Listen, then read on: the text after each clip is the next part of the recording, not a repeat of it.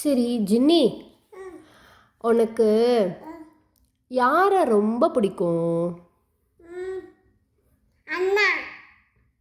அண்ணாவா? அண்ணா தான் ரொம்ப பிடிக்குமா? ஆனால் அண்ணாவோட சண்டை போடுறியே, அவனுக்கு நீ எதுவும் ஷேர் பண்ண மாட்டேங்கிறியே. ஆ, அப்புறம் எப்படி அண்ணா பிடிக்கும் உனக்கு?